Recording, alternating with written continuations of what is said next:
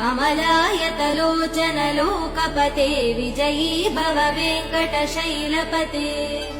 स चतुर्मुख षण्मुख पञ्चमुख प्रमुखाखिल दैवतमौलिमने शरणागत वत्सल सारनिधे परिपालय मां वृषशैलपते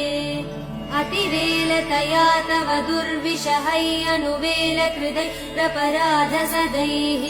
हरितं त्वरितं वृषशैलपते परया कृपया परिपाहि हरे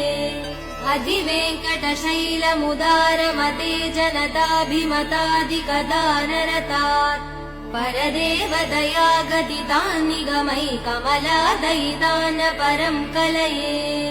कलवेणुरवा वसगोपवधू सतको